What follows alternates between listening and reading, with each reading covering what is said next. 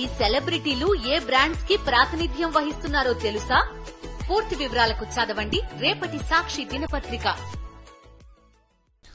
TDP నేతల అక్రమ కేసుల్లో అరెస్టైన వైఎస్ఆర్సీపీ మాజీ ఎంపీ నందిగం సురేష్ ను పార్టీ అధ్యక్షుడు వైఎస్ జగన్ పరామర్శించనున్నారు. గుంటూరు జైల్లో ఉన్న నందిగం సురేష్ ను రేపు పరామర్శించనున్నారు వైఎస్ జగన్. ఆయనకు ధైర్యం చెప్పనున్నారు. కూటమి ప్రభుత్వం ఏర్పడిన తర్వాత యథేచ్ఛగా వైఎస్ఆర్సీపీ నాయకులు కార్యకర్తలపై దాడులు, అక్రమ కేసులను కొనసాగిస్తోంది. చట్టాన్ని ఉల్లంఘించి మరీ అరెస్టులు చేస్తోంది. నందిగం సురేష్ను కూడా అక్రమ కేసులు అరెస్ట్ చేశారు.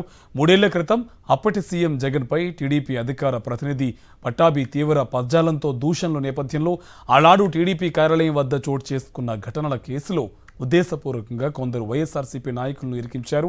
వారిపై తప్పుడు కేసులు బనాయించారు. 3 ఏళ్ల క్రితం ఈ ఘటన జరిగిన ఉద్దేశపూర్వకంగా కొంతమందిని సాక్షులతో స్టేట్మెంట్లు తీసుకుని నందిగం సురేష్తో పాటు మరికొందరు నాయకుల్ని కూటమి ప్రభుత్వం ముద్దాయిలుగా చేసింది. నేరం జరిగిన 70 రోజులు దాటాక సాక్షిని విచారిస్తే చెల్లదని సుప్రీంకోర్టు చెప్పినప్పటికీ దాన్ని ఉల్లంఘించి వారందరినీ నిందితులను చేసింది కూటమి ప్రభుత్వం.